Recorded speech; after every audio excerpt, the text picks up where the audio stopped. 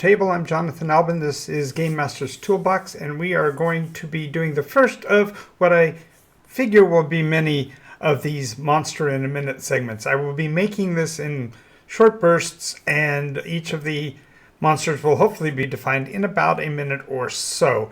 We are utilizing the Nikos RPG Master Book monster creation table for this, and it's a relatively simple addition, adding monstrous marks to the creatures so that they have not only skills and abilities that can advance if they're lucky enough to survive your adventurers, but also to provide a nuance or a flavor, and therefore provide you as a new game master a way to get new monsters quickly for your own campaigns.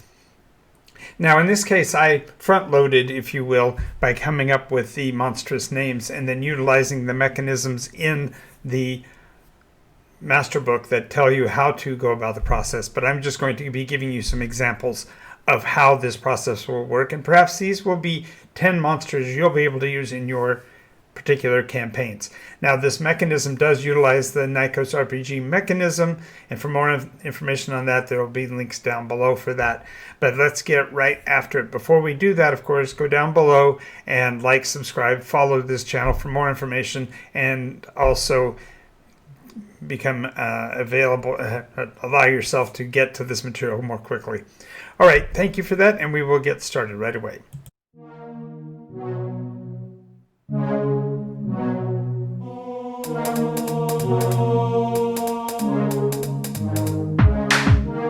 Absorbing damage is the name of the game. Go, monster in a minute, 60 seconds, go. The Shardback Masticore is an apex predator. They operate, of course, with the concept of hunting down those who would be seeking the various shards of power. They are found to have specific marks of quill shot and stonehide. A nice combination between an accurate weapons launching mechanism, the quill shot being thrown from their spines outward, hence the name Shardback, and having also the ability of stonehide, which, while you would think that it means that they're particularly tough-skinned, what it really refers to is their ability to mask themselves in the appearance of being made of pure stone. They particularly have the skills of martial combat one-on-one. They're particularly good at something known as tooth and claw. They obviously, from their daunting nature, being a relatively large beast, and either four-legged or six-legged, depending on your setting, they have the ability to intimidate their opponents just by their mere appearance. They are particularly set up for barren terrains, so rough and rocky terrain, or perhaps even desert-like settings, are particularly good for the Shardback Masticore. Additionally, they have the capacity to track inerrantly, so they have basically bloodhound-like qualities that make them particularly dangerous in those areas. Now, the irony is that they utilize their Shardback appearance to hide themselves in pursuit of prey, and so they are extremely patient beings. Next. So the next are the Miregloom Wastrels.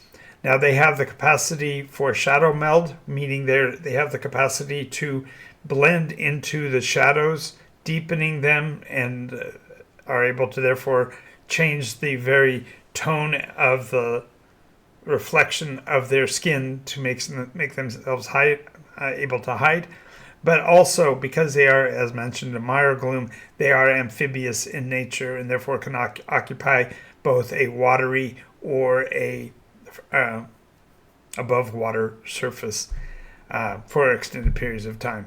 They do have camouflage, and oddly, they also seem to have some form of perhaps psychic ability because they have obscure intent. They can confuse and befuddle through sounds and even perhaps mild psychic capabilities, depending on, again, on your campaign. Now, they do have an essential knowledge of herbal lore, only because where they tend to operate are particularly poisonous and decay-ridden locations.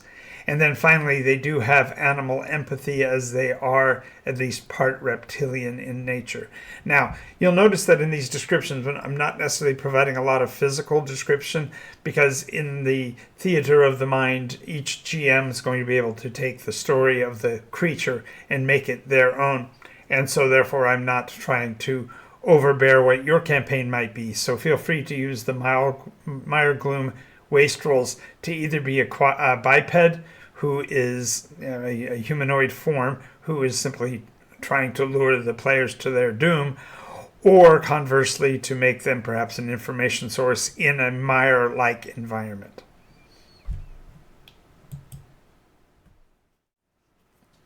All right, so now we're going to talk about a little bit larger creature, given a description that is a little bit more identifiable by its name. The Firegut Bramblehog is a mutated creature that has within its mouth a bile that and a venom, if you will, that is fundamentally acidic in nature.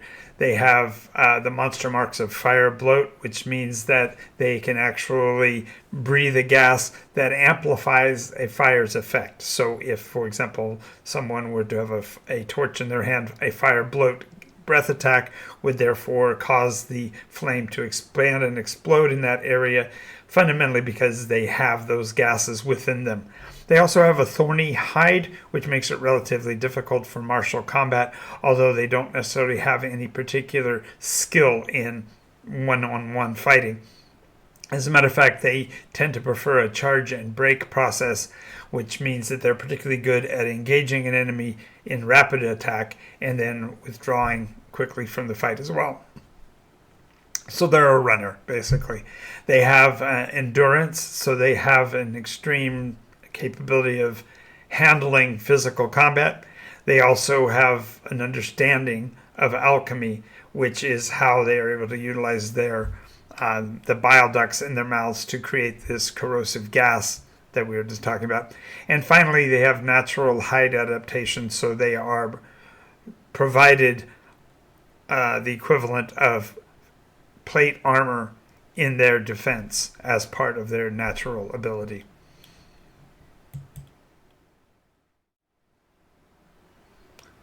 The Skyclad Needlewyrm is a danger from the heavens. They fly along at relatively high altitude and descend rapidly to engage their opponents using actual razor wings and their skill of flight.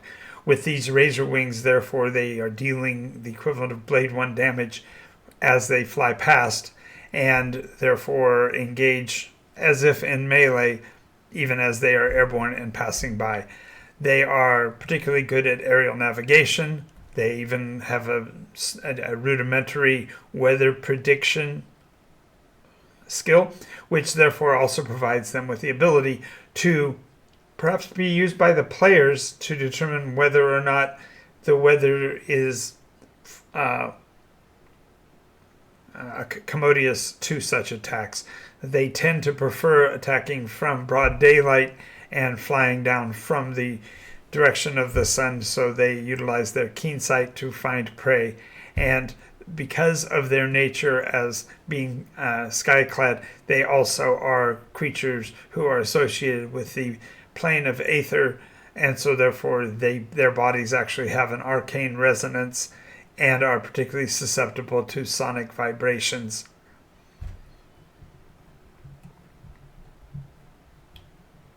Got a lot of buttons to push today. Sorry about that.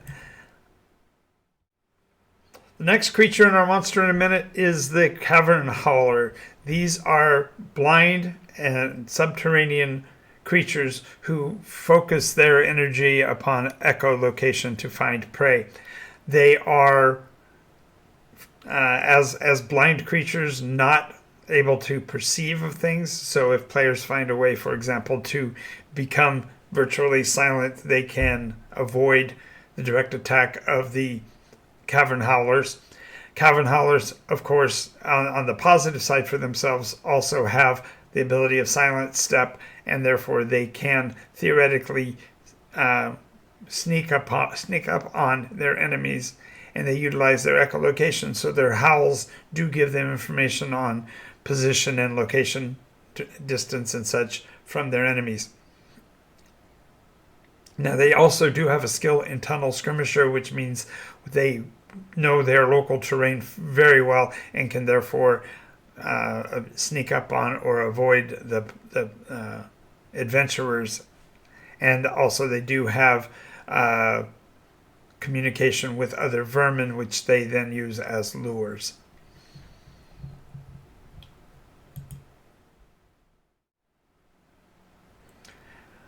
Another of the monster in a minute is the Riftbrand Crawler. Now, the Riftbrand Crawler are creatures not of the Terran plane. They're not from the physical plane, but rather are those who have found ways to skim between the dimensions and therefore have a skill called Flicker Step, which allows them to be partially in and partially out of the plane at any given time. And based on their skill at this, the players may find themselves having difficulty in making contact with them. On the other hand, they also tend to have an ability to actually draw creatures with them back through the dimensional shift, and so that is called Flesh Warp. And it also is a skill-based effect that can mar a human being, leaving their skin, their flesh torn, and even potentially modifying the direction of their limbs, which makes them particularly nasty beings. Now, they do have voice mimicry and utilize that to lure their prey closer to their domain, because as described, Riftbrand Crawlers are not going to be particularly speedy and therefore can be affected more rapidly by coming into contact with them. This Riftbrand Crawler tends to prefer subterranean cavities or particularly marshy areas, although it's not particularly known why. That's for you as a game master to determine. The next are the Ashenmouth Grohl, and these the Ashenmouth Grohl are a descendant of the species known as Grohl in the world of Nikos, and in particular, they have a breath weapon that is at relatively short range, extremely excruciating in that it is fundamentally molten gas. Now, it cools relatively closely and therefore does not necessarily affect over a longer range, but these beings also have the ability of molten walk, so they can actually enter areas of molten lava, even descending into a swimming nature of it. Furthermore, they have a molten grip wherein their hands actually fuse around the flesh of their opponents, making it particularly difficult to escape from them.